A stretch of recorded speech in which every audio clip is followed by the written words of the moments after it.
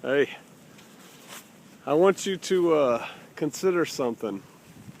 You know, in a without rule of law, WROL type situation, in a post-apocalyptic world, the balloon has gone up. Everything you've prepared for, and excuse me, my mouth is numb. Everything you've prepared for has happened, right?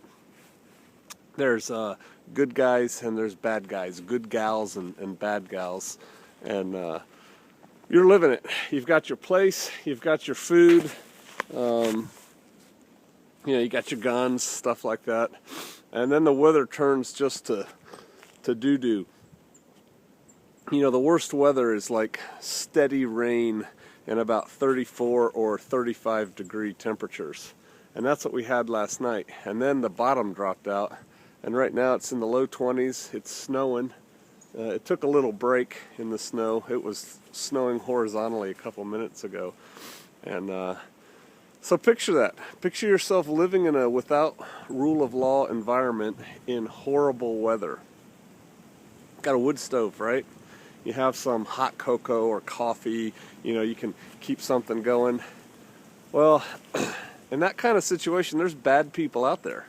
And a really good time to attack a static position. A static position is a position that does not move, like your house, your cabin, your bug out location, your trailer, your farm, your ranch. A good time to attack is when the weather's bad.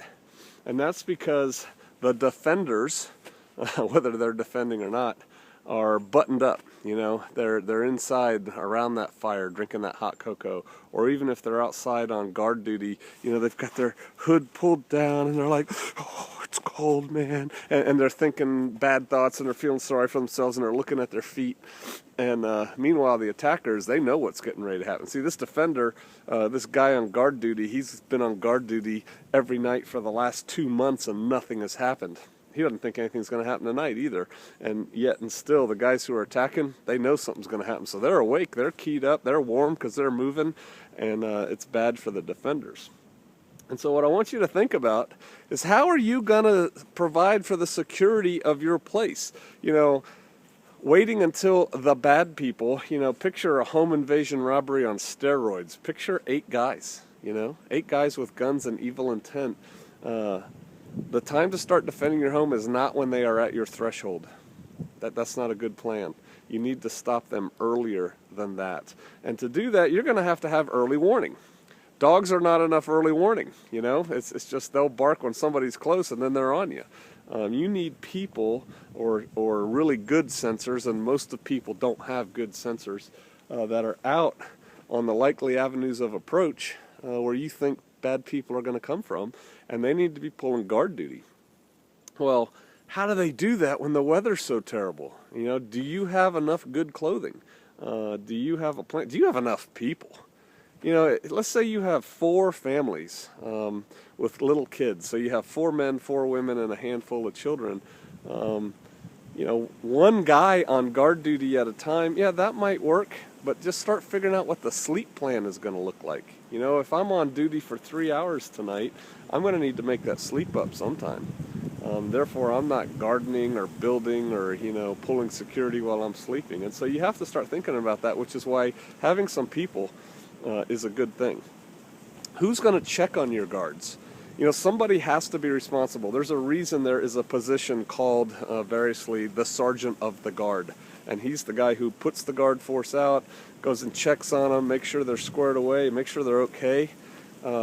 Who's keeping the warming fluids going? Is there a place where these guys on guard duty can go get some hot chicken noodle soup or a cup of coffee or something like that? And when they're getting that, who's guarding their position?